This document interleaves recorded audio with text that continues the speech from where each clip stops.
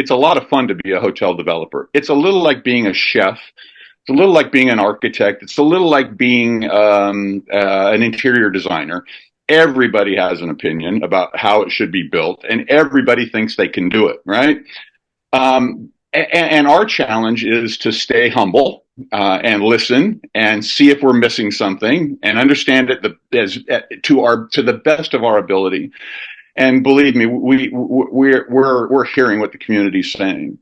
But there is a threshold issue that's kind of between us and starting right now. That building has had a mold infestation. We know that. That's at the heart of our application for a demolition permit right now. And we recognize, as the commission recognizes, that you can clean that mold up. But what you can't do is clean that building up, right? Change that building, because that building was built in a floodplain with block and kind of block and plank construction, and there is no way that once you get that mold remediated, that it's not going to come back, or at least that we could guarantee it's not going to come back. I don't know how to emphasize enough for you that fact alone keeps us from being able to go to the market for qualified investors or bankers, because none of them will step into that chain of liability. It's unfortunate, but once a qualified environmental consultant has put in print that even though we can remediate the mold, we can't guarantee that it won't come back. Well, at that point, whether it's going to cost $100 to remediate it or $5 million, a qualified investor who's putting up risk capital, everyone can have their opinions. Fortunately, Keith and I have 30 years of experience, which makes our lives a bit more efficient. But it won't work. Investors, bankers will not want to invest in a hotel that has mold risk. It's just that simple. And I don't mean to be flippant at all, but that's just a basic tenet of real estate development. You don't take on more risk than you need because the work is hard enough. There's the entire project is going to be filled with risk, and that's what we as professionals will manage through. But something like mold, when it's for a building where we're going to have our construction workers in there, we're going to have our associates in there, and you're going to have guests in there.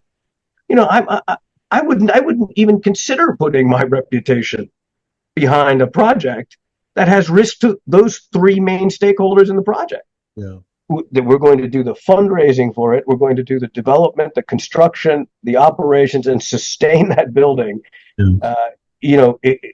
It's one of those. It would be an unjustifiable risk. So that none of what we're talking about here about some significant demolition of that building stops us from paying homage to its previous use and the men and women that served there. Our current design, we're not really in a place where we can talk a whole lot about design, because we've hit these issues. But our current design maintains the facade of that building, so it's driving up, it's going to look like that building, notwithstanding most of it behind being new construction. But that new construction gives us a chance to place monuments where they need to be, to name various outlets for the divisions and regiments that served there and individuals that served there, and have museums there, and all of which we don't just like, we love. That's another reason to go to the hotel. This is where the cooperation with the college, it really is tremendously beneficial.